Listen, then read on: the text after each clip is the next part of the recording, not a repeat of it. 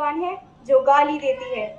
تعجب ہے، ہمیں معلوم ہی نہیں ہوتا یا ہم اس کو گناہ ہی نہیں سمجھتے۔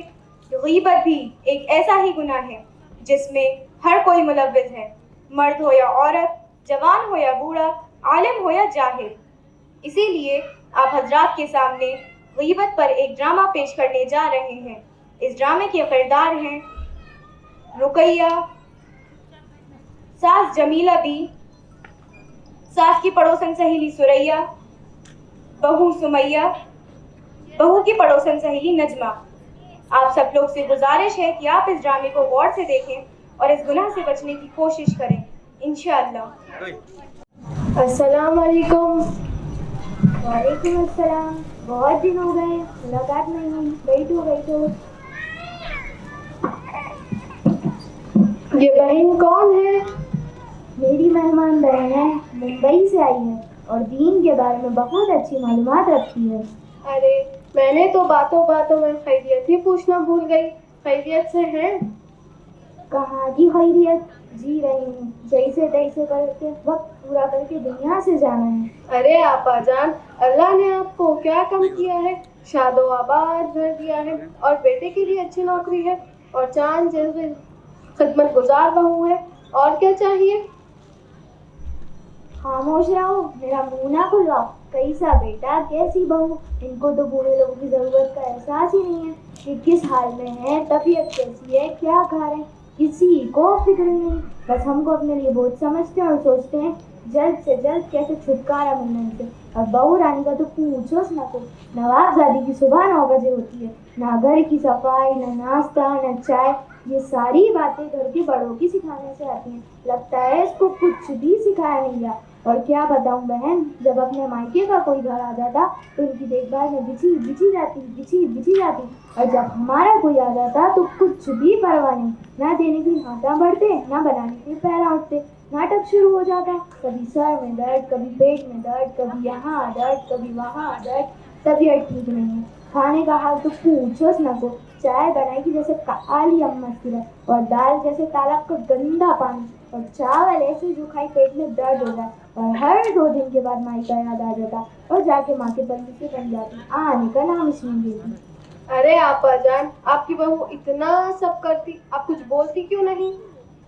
دیکھ بہن، میں بولتے بولتے تنگ آ چکی ہوں، اب کچھ بولنا مشکل ہو گیا ہے۔ کچھ بولے تو ہماری شہزادی کے پیشانی کے پر بل پڑنے لگتے، اس لیے مجھے خود پی کے خاموش رہنا پڑتا۔ ارے سریہ، میں تو تمہیں چائے پلانا ہی بھول گئی، چلو سیٹ ہاؤس میں بیٹھ کے چائے پیتے ہیں۔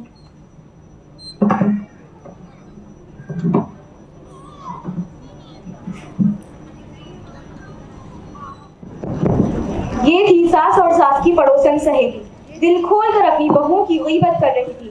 اللہ معاف فرمائے، کتنی بری حالت ہے۔ چلیے اب دیکھتے ہیں بہوؤں کو، وہ اپنی ساسوں کی کیسے تعریف کرتی ہیں۔ السلام علیکم۔ وعلیکم السلام۔ کیسی ہو بہن؟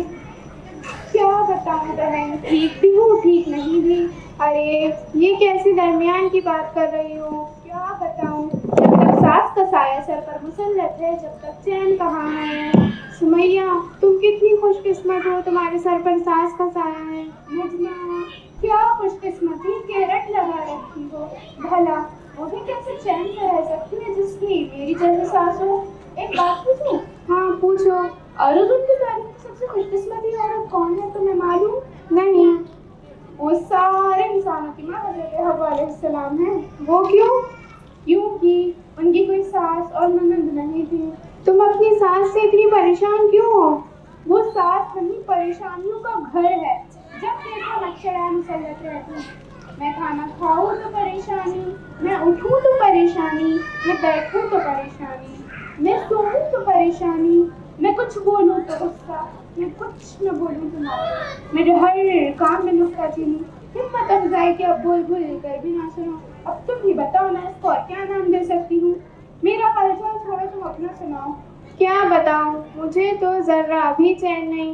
میری طلاق شدہ ننند ہے، دن اور رات میرا سر پکا رکھا ہے، میں تو باندھی بن گئی ہوں، اس کی بھی خدمت کروں اور اس کے بچوں کی بھی، اور نخرے الگ، یہ اچھا نہیں وہ اچھا نہیں، ہر وقت تانے سننے کو ملتے ہیں، ڈبل کھانا بنانا پڑتا अभी मैं नाश्ता बनाने में लगी रहती हूँ, अभी मेरा ख़त्म भी नहीं होता, ननंद और उसके बच्चे सारा बना बनाया खाना साफ कर चुके होते हैं। अगर मुझे खाना खाना हो तो खाना फिर बनाना पड़ता है या बचा कुचा ही मेरे हिस्से में आता है। और मैं तो सोचती हूँ ये मुसीबत मेरे सर से कब जाएगी। अरे सुमैया, ये कौन है? मैं तो पूछना ही भूल गई। ये रुकैया आंटी हैं, मुंबई से आई हैं, 2-3 दिन के लिए यहाँ रुक रही हैं और दीन के बारे में अच्छी मालूमात रखती हैं और पढ़ी लिखी बहन हैं।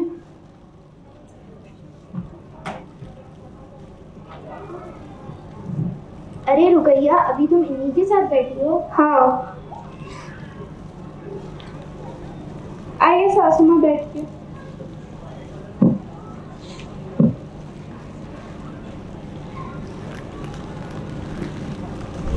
माफ करना आंटी, हमने ध्यान नहीं दिया। कोई बात नहीं, सुबह से घर में हूँ, एक बात देख रही हूँ, हमारी ज़ुबानों पर दूसरों के शिकवे शिकायत, दूसरी की ग़ीबत बहुत ज़्यादा हो गई थी और ज़बान की होना तो हम कसरत से कर रहे हैं। अल्लाह ही हमें माफ़ फरमाए। और हम लोगों की बहुत बुरी आदत हो गई है, जहाँ 2-4 लोग जमा हुए वहाँ दूसरों के तज़किरात, दूसरों की ग़ीबत हमारी तबीयत का हिस्सा बन चुकी है। महज वक्त गुजारी की हम ग़ीबत करना शुरू कर देते हैं और उसके नुकसान का हमें ज़रा भी अंदाज़ा नहीं। सुबह जमील अभी और उनकी पड़ोसन की बात पर मैंने गौर किया और अब मैं तुम लोगों की बात पर भी गौर कर रही थी। ये सारी गुफ्तगू ग़ीबत है। ग़ीबत क्यों होएगी? हम तो जो हकीकत थी वो कह रहे थे, कुछ गलत तो नहीं कहा। हाँ, अरे मेरी बहनों, सुनो तो सही। ग़ीबत कहते ही हैं जिसकी तुम ग़ीबत कर रहे हो उसकी पीठ पीछे बुराई बयान करना, और अगर तुम ऐसी बात कर रहे हो जिसमें नहीं तो वो बहतान है। दोनों छोटे में गुनाह लाजिम है। ग़ीबत और बहतान बहुत बड़े गुनाह हैं। ग़ीबत के बारे में कुरान मजीद में कहा गया है, अऊज़ु बिल्लाहि मिनश शैतानिर रजीम, बिस्मिल्लाहिर रहमानिर रहीम, वला यग़ज़ब बअज़ुकुम बअज़ा अयुहिब्बु अहदुकुम अन यअकुला लहम अख़ीहि फकरिहतुमूह फत्तक़ुल्लाह। और क्या तुम में से अपने मर्दार भाई का गोश्त खाना पसंद है? क्या तुमको ऐसी घिन नहीं आएगी? अल्लाह से डरो। रसूलुल्लाह सल्लल्लाहु अलैहि वसल्लम ने फरमाया, लोगों को ना के बल या मुँह के बल ज़बान की बातें नहीं गिराएंगी। खुदा ना करे किसी की उसकी रट लग गई तो उसकी आखिरत की बर्बादी में कोई शक नहीं। हमारी आखिरत क्यों बर्बाद होएगी? क्योंकि जब हम किसी के पीठ पे से बुराई करेंगे तो क़यामत के दिन हमारी नेकियां उसको दे दी जाएंगी जिसकी हमने ग़ीबत की थी। हमारे नामाए अमल से नेकियां खाली हो जाएंगी। फिर भी अगर उसका हक बाकी रहा तो उसके गुनाह पर लाद दिए जाएंगे। अरे मेरी प्यारी बहन, मुझे तुम्हारी गुफ्तगू सुन के एहसास हुआ कि मैं कितनी बड़ी गलती में मुब्तला थी और इतने बड़े गुनाह को ज़बान का चटकारा, वक्त गुजारी, टाइम पास का ज़रिया समझती थी। मैं वादा करती हूँ आइंदा ऐसे कभी किसी के पीठ पीछे बुराई नहीं करूँगी और ज़बान के सारे गुनाह छोड़ दूँगी। रुकैया आंटी, अल्लाह आपको जज़ाए खैर दे। आपने तो हमारी आंखों पर लगी पट्टी खोल दी। हमें तो पता भी नहीं था कि ये भी एक गुनाह है। मैं वादा करती हूँ कि आइंदा से किसी की भी बुराई पीठ पीछे नहीं बोलूँगी।